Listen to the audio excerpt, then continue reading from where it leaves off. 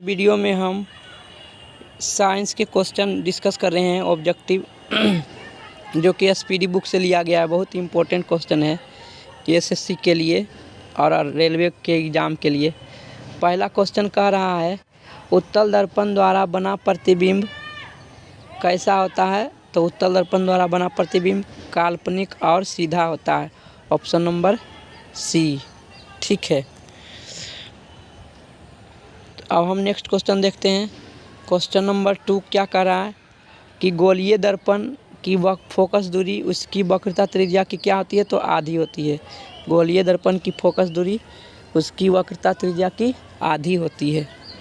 ठीक। तो अब हम तीसरा क्वेश्चन देखते हैं। तीसरा नंबर क्या क्वेश्चन कर रहा है। तीसरा नंबर क्वेश्चन कर रहा है कि हजामत बनाने के लिए किस दर्पण का व्यवहार किया जाता है। तो हजामत बनाने के लिए अवतल दर्पण का प्रयोग किया जाता है। अवतल दर्पण का प्रयोग हजामत बनाने के लिए किया जाता है। Option number B. द्रव का अपेक्षिक घनत्व मापा जाता है। चौथा नंबर क्वेश्चन है कि द्रव का अपेक्षिक घनत्व मापा जाता है। तो द्रव का अपेक्षिक घनत्व हाइड्रोमीटर से नापा जाता है। ठीक है। अब हम ऑप्शन नंबर यहाँ पर जो दिया हुआ ए में हाइग्रोमीटर, इससे द्रव की वायु की आर्द्रता नापी जाती है। हाइग्रोमीटर से वायु की आर्द्रता नापी जाती है। और ओडोमीटर से दूरी नापा जाता है। चलती हुई गाड़ी चार चक्का वाला गाड़ी जो चलता है उसके द्वारा तय की गई दूरी नापा जाता है ओडोमीटर से। ठीक है। रेन गेज से वर्षा की माप की जाती है कि कितनी पानी पड़ा है, वर्षा हुई है कितनी ऊंचाई तक। क्वेश्चन नंबर 5वां कह रहा है। क्वेश्चन नंबर 5वां कि दूध की शुद्धता किस यंत्र से मापी जाती है। तो दूध की शुद्धता लैक्टोमीटर से नापी जाती है। लैक्टोमीटर से दूध की शुद्धता मापी जाती है। फाइडोमीटर से समुद्र की गहराई नापी जाती है। फाइडोमीटर से समुद्र की गहराई नापी जाती है। टेकोमीटर से वायु की गति नापी जाती है। और हाइग्रोमीटर से वायु की आर्द्रता नापी जाती है। छठा नंबर क्वेश्चन है कि मोटर के चालक के सामने लगा रहता है। तो मोटर के चालक के सामने दर्पण लगा रहता है, उत्तल दर्पण लगा रहता है। उत्तल दर्पण मोटर के चालक के सामने लगा रहता है ताकि पीछे आने वाली गाड़ी का पूरा प्रतिबिंब देख सके। ठीक है। क्वेश्चन नंबर 7 में क्या कर रहा है कि फोटोग्राफिक कैमरे का अभिदृश्यक होता है। तो फोटोग्राफिक कैमरे का अभिदृश्यक होता है उत्तल लेंस का। उत्तल लेंस का रहेगा तभी वो एडजस्ट कर पाएगा कि कहाँ पर हम वस्तु प्रतिबिंब रखें ताकि हमें अच्छी तरह से दिखाई पड़े। ठीक है। 8वां नंबर क्वेश्चन देखते हैं। 8वां नंबर क्वेश्चन क्या कर रहा है। 8वां नंबर क्वेश्चन कर रहा है कि पानी में हवा का बुलबुला कार्य करता है। तो पानी में हवा का बुलबुला काम करता है उत्तल लेंस द्वारा। पानी में हवा का बुलबुला काम करता है उत्तल लेंस द्वारा। 9वां नंबर क्वेश्चन है कि वायु की आर्द्रता नापी जाती है। तो वायु की आर्द्रता जो नापी जाती है हाइग्रोमीटर से नापी जाती है। बैरोमीटर से वायु की दाब मापी जाती है ना। वायु की दाब नापी जाती है हाइग्रोमीटर से। और अल्टीमीटर से समुद्र वायुयान की ऊंचाई नापी जाती है कि कितना ऊंचाई पर, ज़मीन से कितना ऊंचाई पर वायुयान उड़ रहा है अल्टीमीटर से। ठीक है। भूकंप मापी यंत्र क्या है। तो भूकंप मापने सिस्मोग्राफ से भूकंप को मापा जाता है। सिस्मोग्राफ से भूकंप मापा जाता है। कार्डियोग्राफ से हृदय और फेफड़ा की गति नापा जाता है। ठीक है। 11 नंबर क्वेश्चन देखते हैं। 11 नंबर क्वेश्चन कह रहा है कि ध्वनि की तीव्रता मापी जाती है। तो ध्वनि की तीव्रता किससे मापी जाती है। तो डेसीबेल में मापी जाती है। ध्वनि की तीव्रता मापी जाती है डेसीबेल में। ठीक है। मानव रेटिना 12वां नंबर क्वेश्चन है। मानव रेटिना पर बना प्रतिबिंब होता है। तो मानव रेटिना पर बना प्रतिबिंब वास्तविक एवं उल्टा होता है। ऑप्शन नंबर बी हो जाएगा। मानव रेटिना पर बना प्रतिबिंब वास्तविक एवं उल्टा होता है। 13 नंबर क्वेश्चन है कि जब कोई वस्तु को दो समानांतर दर्पण समतल दर्पण के बीच रखी जाती है तो बने हुए प्रतिबिंब की संख्या कितनी होती है। तो जब कोई वस्तु दो समानांतर समतल दर्पण के बीच रखी जाती है तो बने हुए जो वस्तु है, बने हुए जो प्रतिबिंब है वो क्या होता है, अनंत संख्या में बनती है। जब समांतर दो दर्पण रखा रहता है तो उसके बीच रखने वाली वस्तु का प्रतिबिंब अनंत बनता है। 14 नंबर क्वेश्चन क्या कर रहा है, 14 नंबर क्वेश्चन कर रहा है कि हृदय की गति सुनने के लिए किस यंत्र का प्रयोग किया जाता है। तो हृदय की गति सुनने के लिए स्टेथोस्कोप यंत्र का प्रयोग किया जाता है, जो डॉक्टर रखता है। स्टेथोस्कोप, गायरोस्कोप से किसी भी वस्तु के घूर्णन गति को नापा जाता है। गायरोस्कोप से किसी भी वस्तु की घूर्णन गति को नापा जाता है। ठीक है। 15 नंबर में क्वेश्चन में करा कि वायुमंडलीय दाब की माप की जाती है बैरोमीटर से। मैंने बताया था कि बैरोमीटर से वायुमंडलीय दाब नापी जाती है और मैनोमीटर से किसी गैस के दाब नापा जाता है। मैनोमीटर से किसी गैस का दाब मापा जाता है। लैक्टोमीटर से दूध की शुद्धता नापा जाता है और ओडोमीटर से गाड़ी द्वारा 4 व्हीलर जो 4 चक्किया गाड़ी है उसके द्वारा दूरी तय की गई मापा जाता है ओडोमीटर से, है ना, ओडोमीटर से। ठीक। अब हम क्वेश्चन नंबर 16 देखते हैं। 16 नंबर क्वेश्चन क्या कर रहा है, 16 नंबर क्वेश्चन कर रहा है कि सरल सूक्ष्मदर्शी में वस्तु को रखा जाता है। तो वस्तु को रखा जाता है लेंस और प्रकाश केंद्र के बीच में। सरल सूक्ष्मदर्शी को रखा जाता है लेंस एवं प्रकाश केंद्र के बीच में। 17 नंबर क्वेश्चन में क्या करा है कि वनस्पति तेलों से कृत्रिम घी बनाने में किसका प्रयोग होता है। तो वनस्पति तेलों से कृत्रिम घी बनाने में निकेल का प्रयोग होता है। निकल एक प्रकार का उत्प्रेरक का काम करता है।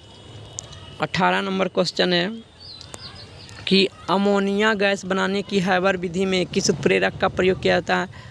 तो अमोनिया गैस बनाने की हैबर विधि में लौह चूर्ण का प्रयोग किया जाता है। लौह चूर्ण बहुत ही अच्छा उत्प्रेरक है अमोनिया गैस बनाने में।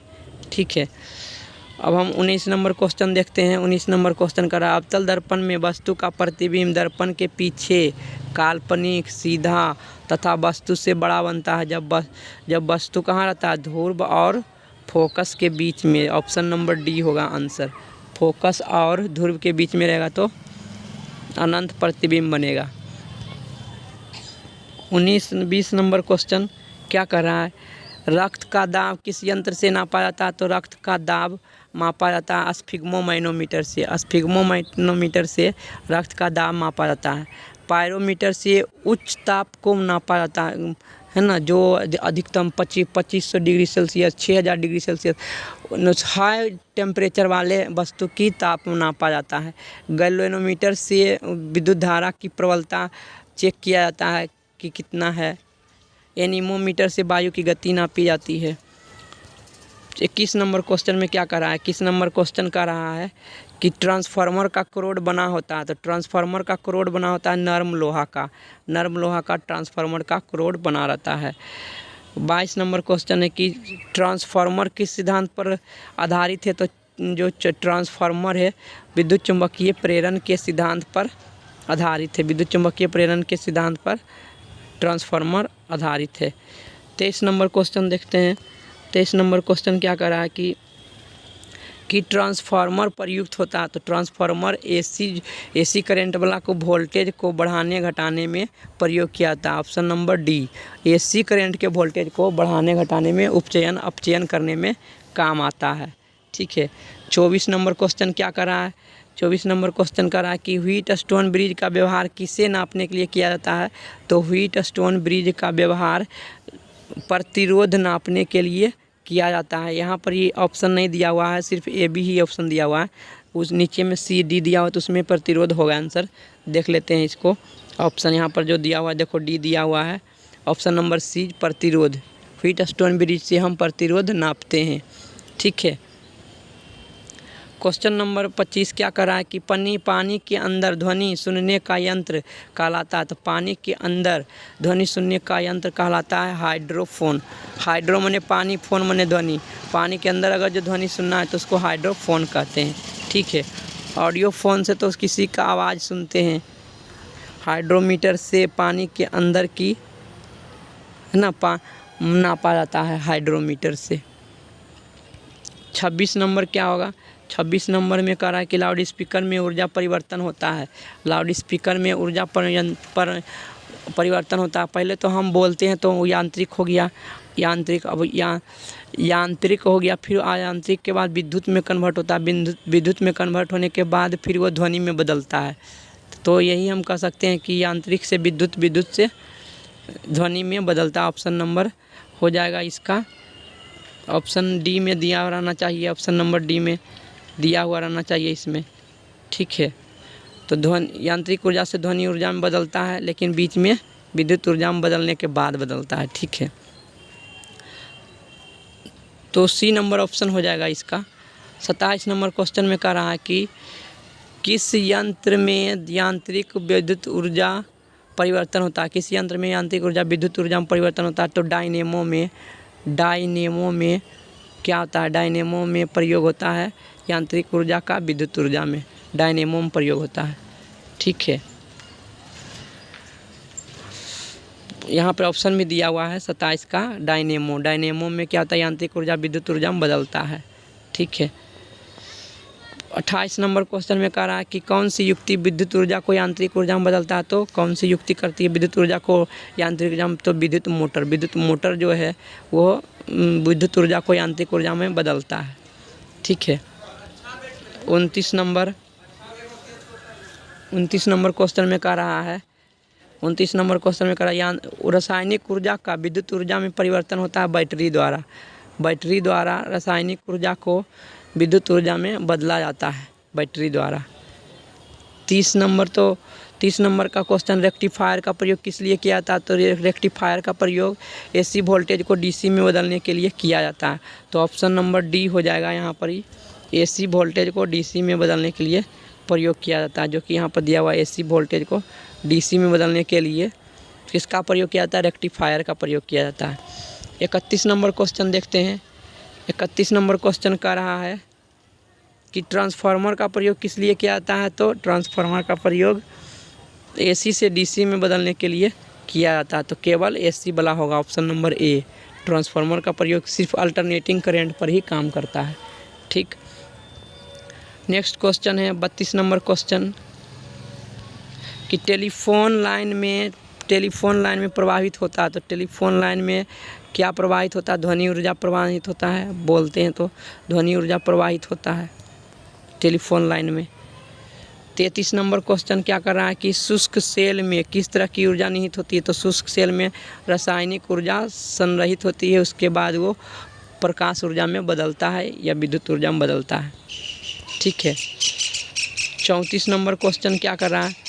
34 नंबर क्वेश्चन कर रहा है कि कौन सा यंत्र एसी वोल्टेज को उच्च एसी वोल्टेज को निम्न एसी में बदलता है? तो ट्रांसफार्मर का काम है कि एसी वोल्टेज को कम से ज़्यादा से कम करते हैं। ट्रांसफार्मर हो जाएगा आंसर 34 नंबर क्वेश्चन का, ठीक है। तो ये वीडियो समाप्त हो गया दोस्तों। प्लीज़ दोस्तों ये वीडियो को शेयर करें और चैनल को सब्सक्राइब करें। बहुत मेहनत से वीडियो बनाते हैं। थैंक यू दोस्तों देखने के लिए वीडियो, धन्यवाद।